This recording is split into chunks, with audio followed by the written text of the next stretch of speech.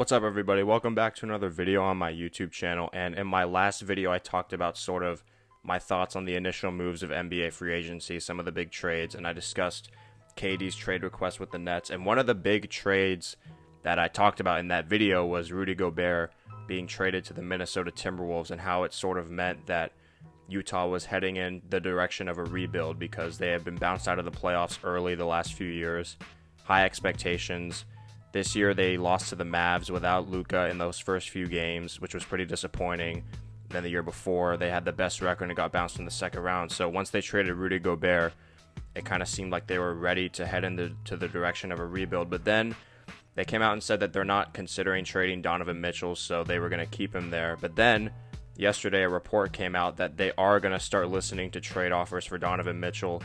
And just a few minutes ago, or not a few minutes ago, a couple of hours ago, it came out that the Knicks and the Jazz are starting trade conversations for Donovan Mitchell, starting negotiations. Woj tweeted that out, so I thought I would come in here and share my thoughts about what I think about Donovan Mitchell. I think Donovan Mitchell is a great player. Obviously, he was drafted. He was a steal in the draft, drafted by the Nuggets, and then traded to Utah on draft night.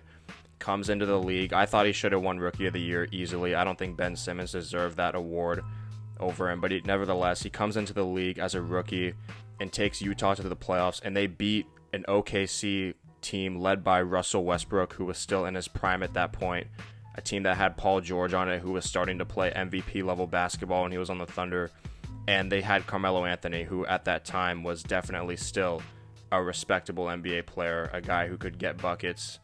And not many people thought that that Utah Jazz team would knock out OKC in the first round. It was one of the more exciting upsets that we've seen over the years. So then Utah beats OKC, and then they lose to Houston in the second round, and then they come back the next year, lose to Houston again in the first round, and then after that it was the COVID year when they went to the bubble and blew that 3-1 lead to the Nuggets, and we saw Donovan Mitchell go crazy in that series. And one of the games he scored 57 points.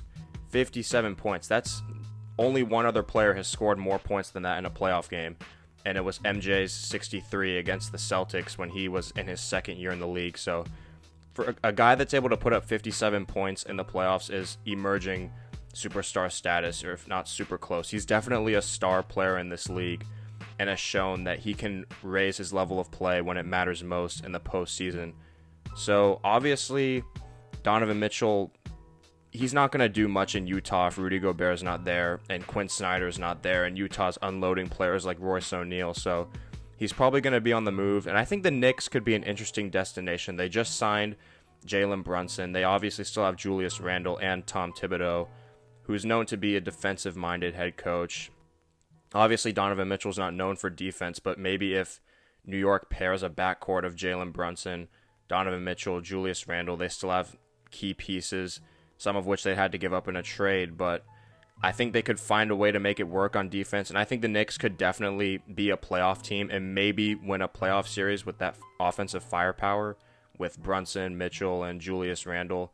I think what a potential trade package would look like for those teams is maybe Emmanuel Quickley, RJ Barrett, and 3 first-round picks. I don't know, I'm just throwing something out there because the Knicks obviously did acquire a bunch of assets during the draft to make moves like this, to bring guys in, to sort of not rebuild, but build up the Knicks again, to get marquee players in there.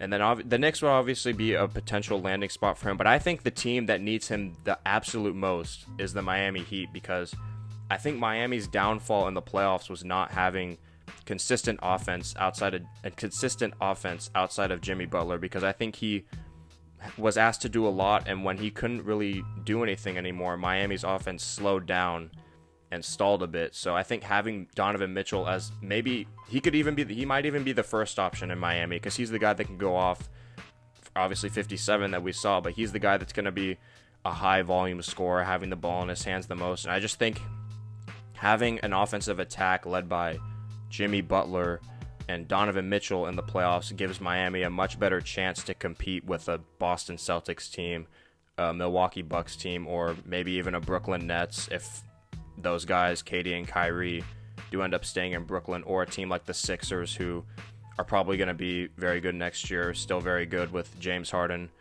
and Joel Embiid. So yeah, it'll be pretty interesting to see what happens with Donovan Mitchell as time goes along, and obviously if something does happen, I'll be able to break it for you guys. But one other thing that I wanted to talk about this video is the NBA finally getting rid of the take foul, the most annoying foul in basketball, the foul that stops all the exciting fast break plays from guys like Steph Curry, who can hit threes on the break, freaks of nature like LeBron, Zion Williamson, Giannis, Ja Morant. I just think the NBA really needed to get rid of this because it took away from the excitement of the game. Obviously, we know Jeff Van Gundy's always on the broadcast complaining about the take foul and how annoying it is, and that was one of the many things that I'm sure NBA fans really agreed on, because it kind of just seemed like it was just ruining the game. It was also slowing the game down a lot, and then they would also have to stop play to review flagrant fouls and stuff like that. I don't know, clear path fouls.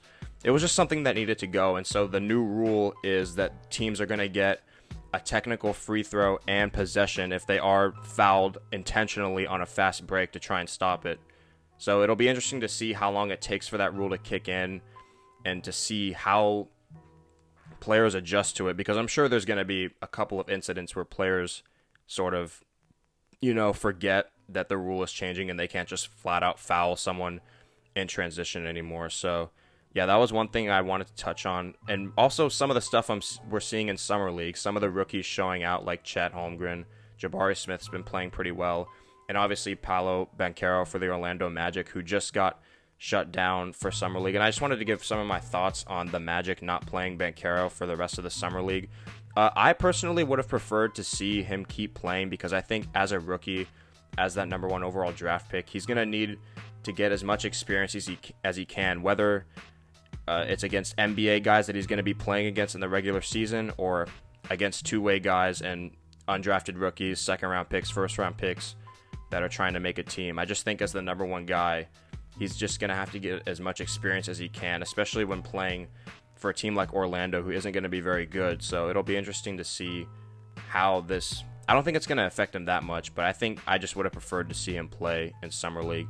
And I think Chet Holmgren has been playing very well, maybe surprising some people, including myself, because we knew he had the offensive skill set to compete, but it's just going to be his weight, essentially, him being able to put on muscle to compete with some of the bigger guys in the NBA, because as we did see in that second game, he did get manhandled a little bit by Kenny Lofton Jr.